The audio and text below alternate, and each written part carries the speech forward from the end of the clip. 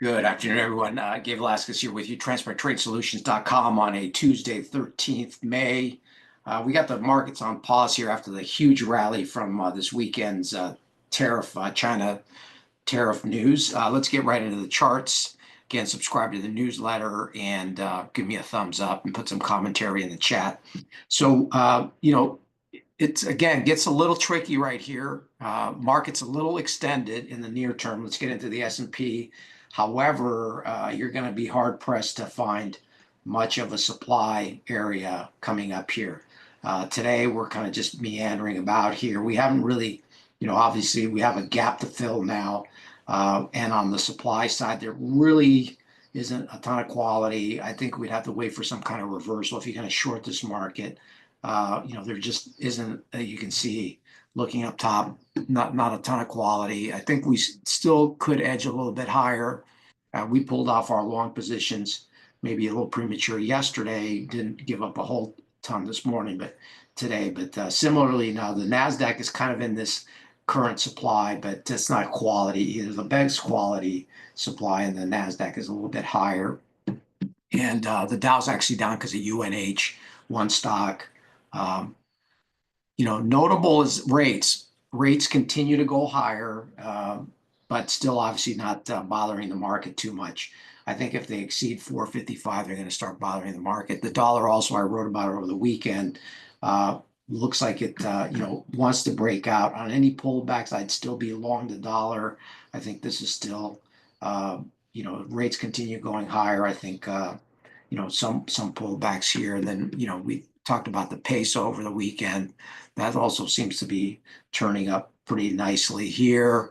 The euro probably sets up for a short on a pullback, so on and so forth. Gold clearly is the kind of the safe haven type of trade. Interestingly, it has not broken 3,200. If it breaks 3,200, I think if it rallies from here, that's going to be a signal that hedges are back on again.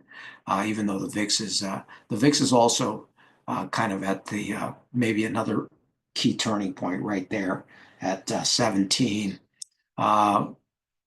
Oil looks like that's going to take out 65 and maybe head back up into the 70s.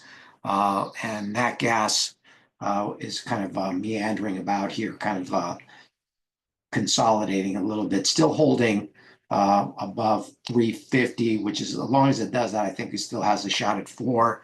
And that pretty much sums it up. We had a nice pop in NVIDIA today. A lot of these stocks are now very extended, getting into some key supply zones. NVIDIA, Apple still hasn't broken above 215 and so forth. So it's going to be a little tricky right here.